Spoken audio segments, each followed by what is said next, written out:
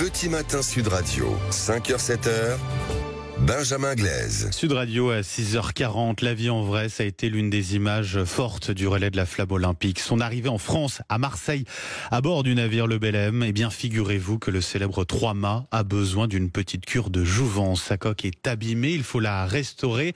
Vous êtes toujours avec nous, Christelle Delarose, bonjour. Oui, bonjour à tous. Je le rappelle, merci d'être avec nous. Vous êtes la déléguée générale de la Fondation Belem, Caisse d'épargne. Et vous appelez donc au don pour réparer la coque du navire. Quelle est l'ampleur exactement des réparations ? Alors, ce qu'il faut comprendre, c'est que ce navire construit en 1896 est restauré tout le temps. C'est-à-dire qu'on ne peut pas maintenir à la mer une telle cathédrale de voile sans le restaurer tout le temps. Il n'a pas été conçu en 1896 pour durer aussi longtemps, mais on le maintient en état de navigation. C'est ça qui est très important sur le Belem. Il amène à la mer des gens comme vous, comme moi. Tout le monde peut venir naviguer. Donc, c'est en 2025-26, on ira réparer la partie de la coque située sur la partie arrière du navire, la poupe du Belem. C'est-à-dire qu'on a toute cette partie de coque à renforcer en matière d'acier. C'est une coque en acier, sinon il ne serait pas là encore aujourd'hui. Il faut aussi réétanchéifier tout le pont et réaménager les intérieurs parce que des infiltrations d'eau, et c'est des infiltrations complètement naturelles sur un bateau de cet âge-là, entament le navire. Donc en fait, ce qu'il faut comprendre, c'est que on le restaure tout le temps, mais là, c'est la partie de la poupe qui a besoin de notre communauté d'amoureux du Belem, de gens comme vous, comme moi. Mais on a aussi des partenaires. On a notre mécène, la Caisse d'épargne, qui nous suit depuis plus de 40 ans. Mais on a aussi le ministère de la Culture qui le suit en tant que monument historique et des collectivités, parce que le Belem est nantais. Il a été construit à Nantes. Donc on a la ville de Nantes, le département de Loire-Atlantique et la région qui nous accompagne. C'est pas suffisant. Il nous faut aussi compter sur les amoureux du Belem, les gens qui viennent naviguer. 500 000 euros de plus aujourd'hui, c'est cela ? Comment on peut vous aider? Alors c'est même une première tranche. On lance sur notre site internet un appel à dons. Donc concrètement, tout le monde peut faire un don pour la sauvegarde en état de navigation du Trois-Mâts Belem. Il suffit d'aller sur le site internet et d'aller sur notre rubrique soutenir. Et là, on tombe sur cet appel à dons et on explique les étapes de cette restauration. Il faut dire que le Belem, c'est un véritable joyau. On a pu le voir arriver à Marseille. On était très nombreux à voir cela avec la flamme olympique.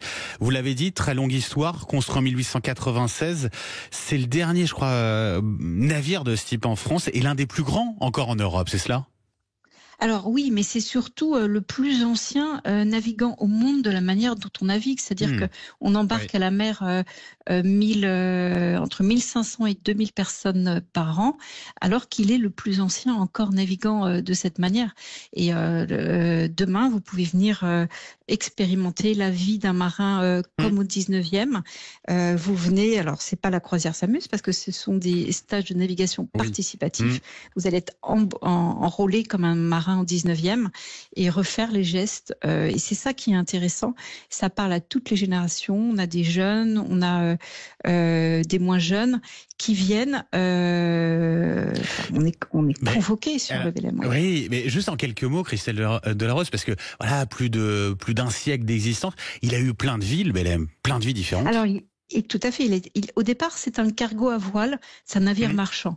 Mais il naît en 1896, il fait une campagne au commerce, et à l'orée de la Première Guerre mondiale, en fait, il n'a plus de carrière de cargo à voile. Il est racheté par le duc de Westminster, famille royale d'Angleterre, qui en fait un yacht de luxe.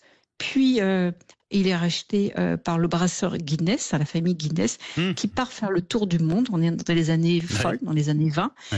Puis il est racheté par un comte italien pour le transformer en navire-école pour les orphelins après la Seconde Guerre mondiale.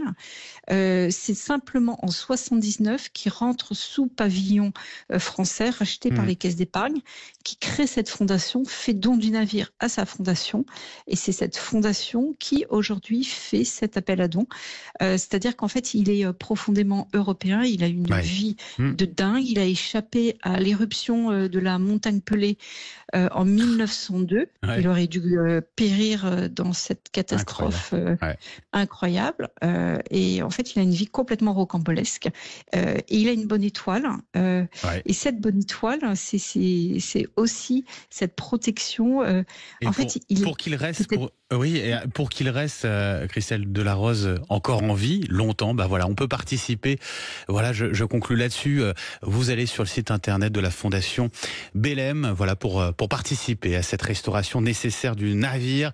Merci beaucoup, Christelle Delarose, d'avoir été avec nous ce matin sur Sud Radio. C'était un plaisir, délégué général donc de la Fondation Belém Caisse d'Épargne.